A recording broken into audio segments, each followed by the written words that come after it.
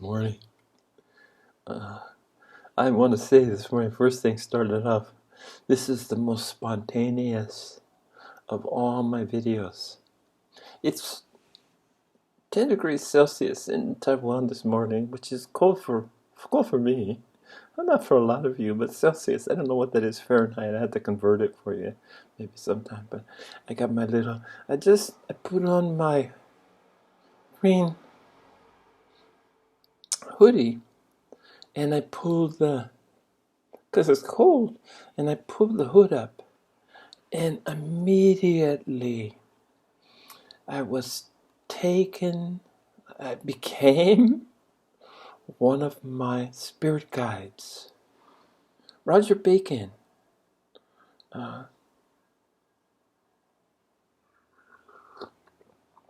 13th century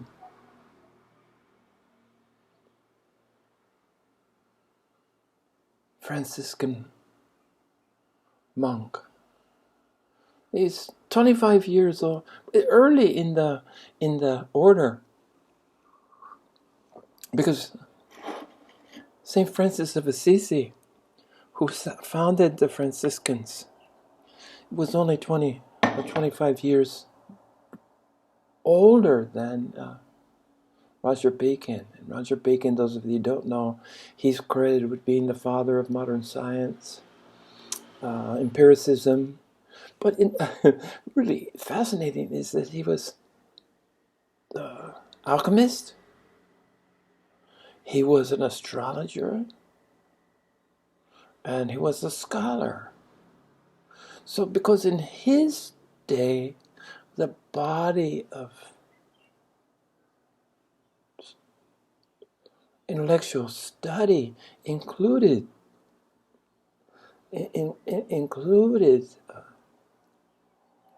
astrology.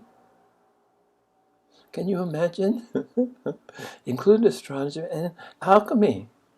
And I'm having a little espresso this morning.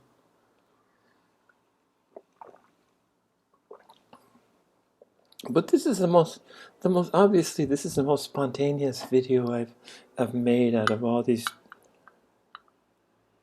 Just about 300 plus, maybe 311, 12. Or more than that, 350. Anyway, it doesn't matter, but a lot. And I just got up and put this on, and then I was in, boom. Here I am, Roger Bacon. So I wanted to talk about finding your spirit guides.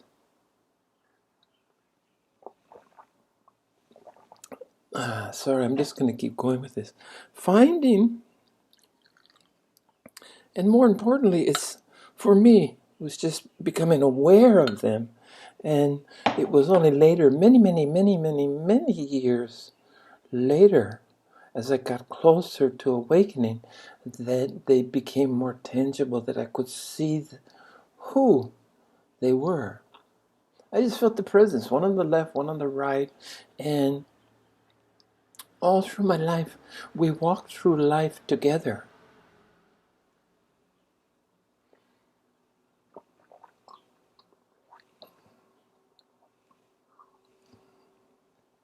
And all of us have spirit guides. One or two, I'm told. I was always told two because I like Drivetka, 1, 2, 3. I love 3, and everything, of course, had to happen to me in threes. Always has, probably always will be threes. So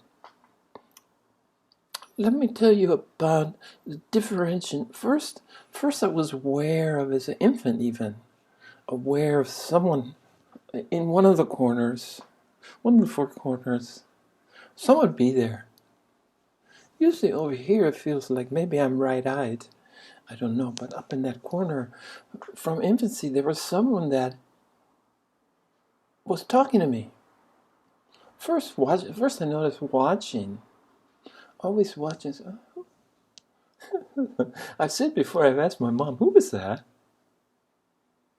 Who's up there in the corner? Well, nobody's in the corner, honey. She never saw the things that I saw. But she humored me. She always knew that I had a spiritual bent. In fact, I became my mother's guru as early as 3 years old. How's that? My father died, and shortly after my father died, before I was 4, 3 something, she looked to me as the oldest male. I had a brother already born and a sister in the oven, as they say.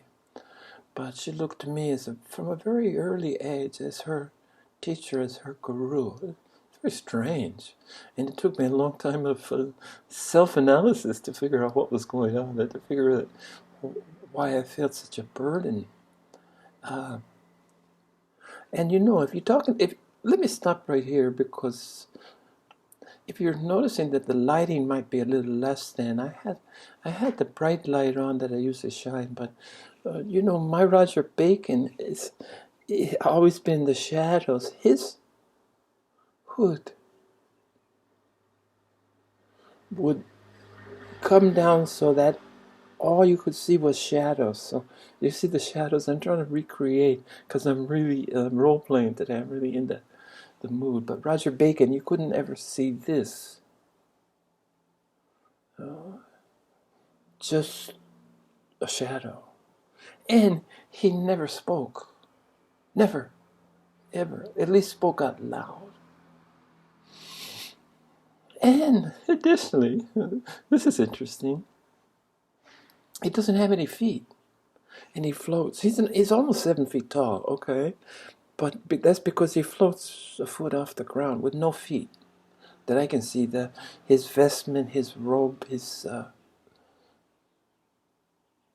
garb, his Franciscan robe. Sorry, I don't know the proper nomenclature for even. There was a name for this and a name for the rest of it.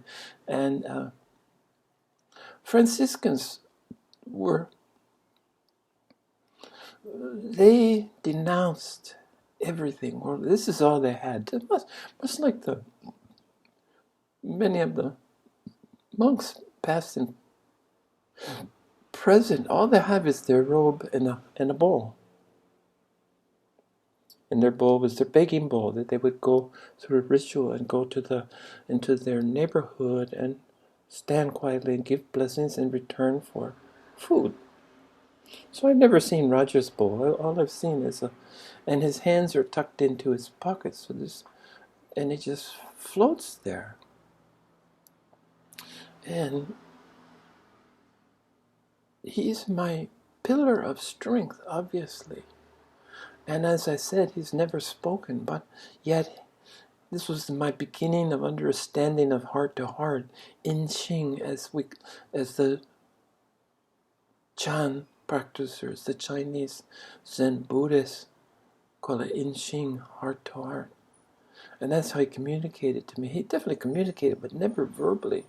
And then, on the other hand, I had the trickster, dressed as a court jester, like a British court jester, and colorful, and he never stopped talking, never stopped. And additionally, he somersaulted continually. So on this side, I had a giant, with this mysterious giant with no feet, no face, as far as I could see that, and no voice. And then a jester, a court jester, dressed up just like a little girl's shoes, and he just somersaulted. Look up early British court jester who could get away with saying anything, because it was said it was there for the entertainment of the court, entertainment of the king, and he could get away with saying really scandalous things, which he often did. And I don't know if traditionally, if they were little people or bent over, or I don't know what made a court jester, but here's mine. And continually somersaulting with non-stop talking, Silence, non-stop. Roger Bacon, all 7 feet of him on my right. Up to my knee, my little court gesture that was somersaulting. So, of course, I always longed, I looked to the big guy, and because he didn't speak and he made it much more mysterious, and you couldn't see his face, and he didn't have feet, and he floated, and this guy was just constantly, and at some point, and don't worry, I'm sharing mine, I'm going to go back, I'll get back to how you can find yours or suggest how to start looking for them, and then to identify them with some, they'll identify themselves to you, you know. But I'm already talking in the this probably I probably didn't have a name for and such a visualization for my spirit guides until shortly before that last year before I awakened. So I was probably 65 because or 63, and I believe I awakened at 64 or 65. Anyway, that's digressing. Let's go back to this. So I started looking down at this and I started listening to what he was, if I could get any of this constant verbiage. And I started listening and I thought, oh my goodness. Again, none of this visualization was until later. I just was aware of their presence. And I started listening, and every single word out of his mouth in this constant barrage of verbiage, of words, was wisdom, the deepest wisdom imaginable, the deepest wisdom that can be verbalized, that can be put in words. And it was non-stop, and it was just, wow. Even I think about it, I'm transformed. It's a fountain of wisdom. And not only that, but I came to understand that he was Dhammo. In the Chinese, he was Bodhidharma, the first patriarch for the Chan, the Chinese tradition, the 28th patriarch in the Indian lineage, 28th, and he's the one. He was a Persian-looking man, you know, from India. They call him the Persian because he the Silk Trail and all that, you know that. They call him the Persian, but he's the one that left India and migrated into China, the southern China, and he went and he found a group of. He found a refuge. He found a place where he could stay. Probably Taoists. They were probably Taoists. And he was famous for infamous maybe, for going into a small room with just a door that he closed and a small window that things could be passed. His food and his waste. Food would come in, waste would go out. Somebody would collect it and somebody would deliver it. It was very simple. And this man that was this monk that was to become my non-stop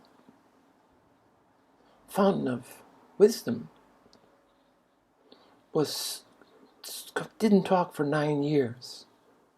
And he sat with his back to the window. And I think this is kind of the Soto Zen, where the Renzai Zen faces each other, and Soto Zen faces outward towards the wall, so that your back's the circle In Soto Zen, the circle of the adepts, the practitioners, are facing the wall. And I think this was kind of an homage to Damo.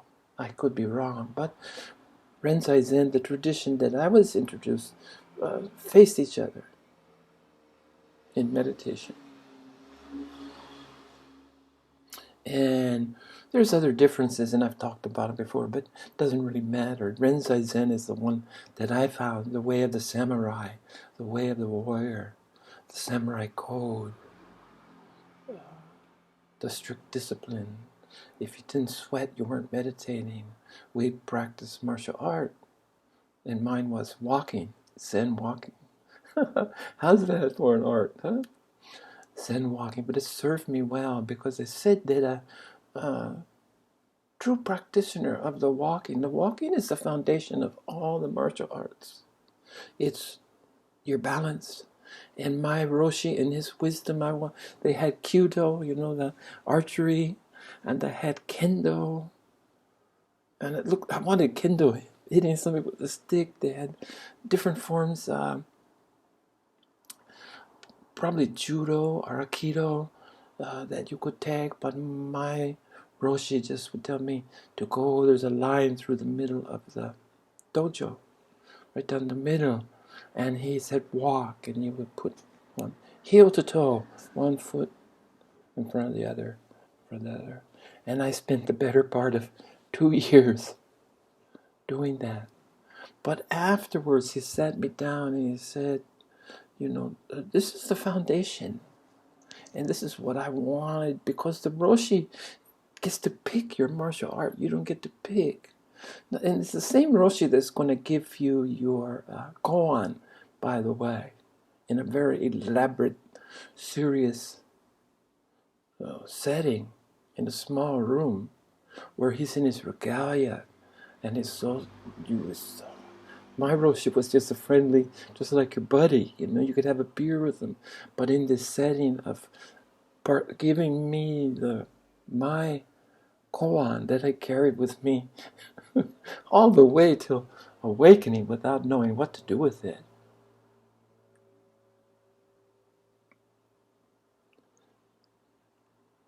So this was my tradition. But we're back to Dhammo, the Bodhidharma.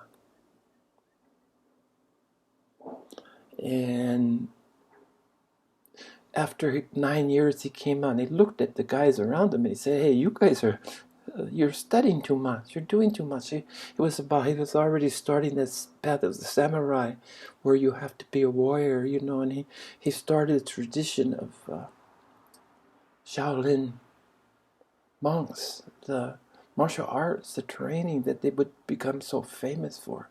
Shaolin,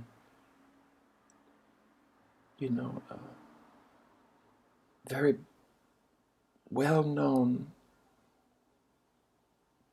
martial arts. Shaolin priests became very adept at whatever martial art they were, but they were he just said, let's exercise 1, 2, 3, 1, 2, 3. Anyway, this was the tradition. This was the historic Dhammo, 28th patriarch in the Indian lineage, Buddha, speaking of Buddha, and the first patriarch for Chan. I'm sorry, my Chinese sucks, but Chan, they won't even understand what I'm talking about if I ask a Chinese person Chan. It's not Chan, but it's close as I can get. And anyway, it's became Zazen.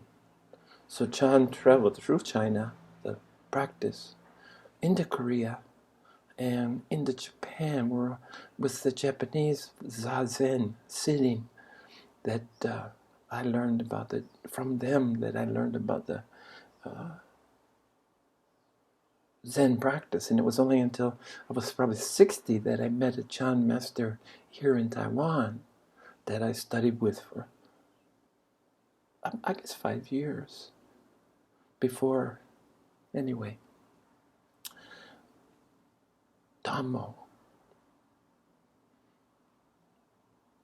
Dhammo is this real fierce. I don't have anything. Usually I have something close at hand. Dhammo is this real fierce warrior-looking guy. But here he is, incarnated in my spirit guide. I saw him as my spirit guide, as a courtier, full of nonsense compared to my stoic Roger Bacon, my monk with no words, and my court jester. But the court jester turned out to be none other than Dhammo Bodhidharma. Here in Taiwan, Milafo, he's the happy Buddha, and Dhammo is probably equally as famous but not as popular. Because who doesn't like the Milafo with the big belly and the smile? And Milafo is so special because Milafo has a smile for you, a smile for me, a smile for everyone. He has a smile for... You gotta smile. That should bring... Milafo, the laughing Buddha, has a smile just for you. Your smile. He has one for all of us, a different one. That's pretty special.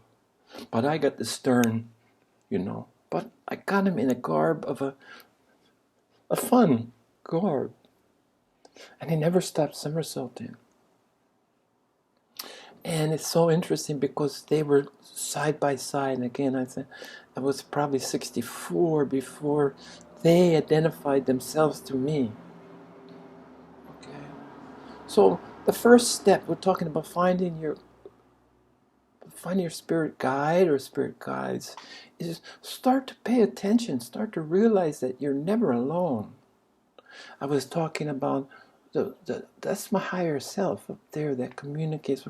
Some people call it conscious, that little voice in your mind that tells you that you what you should or shouldn't do.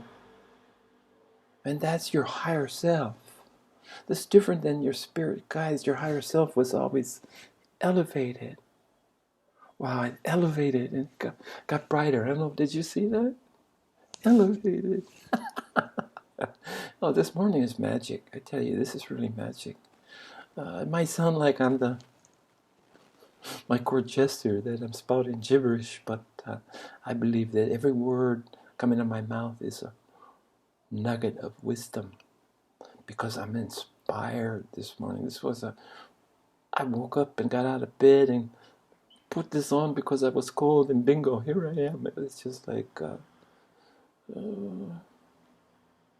couldn't help it. Couldn't avoid it. So, just know that you have at least one or two. You're never alone. Even at your darkest, bleakest moment, when the moment of awakening, when the period of darkness that I went through to mourn the ego, loss of the ego, the death, because it just hit me like a real death. Because everything that I knew as me died.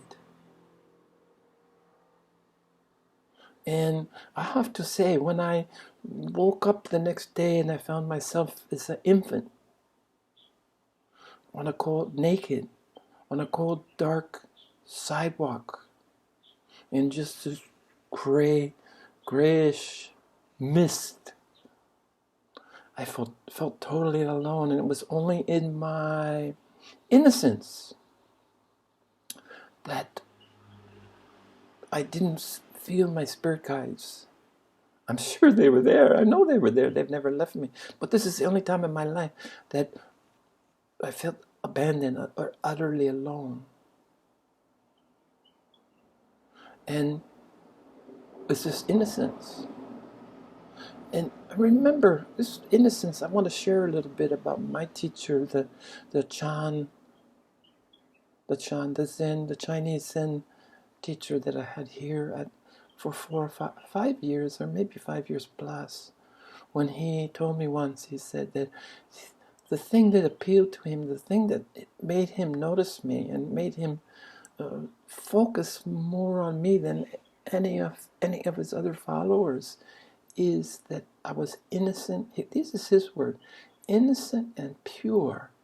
At 60-something years old, and he told me that he thought that was impossible to carry that innocence and purity of childhood all this way through 60 years of living in this 60 plus, 63 years, I guess, probably, of living in this world that just, and to maintain my innocence and my purity. He just was astonished, you know. And at that time, he told me I was a bodhisattva. The next realm below becoming a bodhisattva's become Buddhas in the 10 realms of Buddhism that they talk about. So maybe none of this is helping you find your spirit guides, but I can't really do that. Sorry, disclaimer here. I can't really help you. I can help you help yourself. That's all. That's my job, is to help you help yourself. And then once you're ready, once you're tuned into yourself, you'll know these things, and nothing I say or said will really have any impact on your own personal experience. All I can do is say to you, we're all Buddhists. We're all going to awaken and remember the forgotten. We're all going to embrace oneness. We're all going to dismiss the ego. We're all going to recognize that the game of duality, of opposites, that only fosters separation and division. And we're going to discard that in terms of unity, non-duality, as they say, which is a little confusion. Not two, just one. Because happiness and sadness, and this is the irony of this teaching, Vadita Vedanta, or Vedanta Vadita, the Hindu teaching of non-dualism, beautiful thing. And there's time that I spent a lot of time on that. I spent a lot of time on things that were really within the realm of traditional Buddhism, as people think about it. Reincarnation. Just before I woke, and I experienced all of my past lives. All of them. Hundreds of thousands probably. And the thing that stood out to me is that the ordinariness. You know, I was I was shoveling horse shit, or the town crier. I remember that's probably was the town crier. That's probably that I could see, that I experienced, and you know, I was totally not invested in my past lives. It was like watching a movie. You know, I was floating down on an inner tube, floating down this meandering river. This is how I remember. And then there were scenes on the banks all along this meandering river as I was floating slowly down, and I could see these scenes. And I knew that it was me. And I didn't see any thrones. I didn't see any kings. I didn't see any special honors. You know, just was being brought home to me that I was just an ordinary man, and that I had just had ordinary lives, but I had learned to live extraordinarily in that kindness, sharing, non-judgmental, fearless. I had accumulated. These are my accolades that I had accumulated from lifetime to lifetime. Not treasures. Well, they were treasures, but not material things that are in pretty much forsaken or given up on material things. And I know that my last lifetime, and I get the feeling it's a couple hundred years ago, that I was somewhere in a cave, and I think I was speaking Chinese, you know. I don't know. I wasn't speaking English, and I get the feeling that I was ethnically Chinese, that I was in the Himalayas, but in the Chinese side, not the Indian side, which kind of surprised me because I've been in Taiwan for 23 years and none of the Chinese has sunk in. And maybe it's because my past lifetime, that was my mother tongue, and that's not necessary to speak it again. I don't know. But anyway, to get back to the topic at hand, your spirit guides, they're there. You're never alone. If you're destined to have a teacher, when the student is ready, the teacher appears. Remember, for a teacher, for me, when the teacher is ready, the students appear. And that's where I am now, with just a handful of students that have appeared so far that I'm totally content with, blessed to have what I have. But it's your awareness, it's you, not me. All I can do is say, pay attention. First, feel secure in knowing. And I want to mention one thing too. One thing that changed with awakening is that we were always side by side and we always walked. In the tradition of Buddha, the wanderer, he brought his teachings. He carried his teachings. He didn't sit still. And I'm taking this to heart. I'm planning to a sojourn. I'm planning to walk around Taiwan. It's in an homage to Buddha. It's a plan to walk around Taiwan. There's a part I don't want to walk around through the tunnels up north, but the rest of that, indeed. So this idea of wandering, so we were always moving. Roger Bacon floating, Dhammo or Bodhidharma somersaulting. But what I wanted to share, wrap it up in just this last minute that I have, is that I noticed this. They're always here, side by side. We were the three amigos, okay? Tres amigos, three amigos, walking through life. And when I awakened, what was actually the third step of Trikaya, the three Buddhas, there's the lover, the lover when you first awaken. There's the teaching, the process, sharing the process of loving what it is, and that's the Dharma, the teaching, and then you become the beloved. And that's the beloved means Buddha comes into your body, and the traditional Buddha comes and lives with you, it lives in you. And that didn't happen until very recently. And now I notice when I look that my spirit guides are behind me.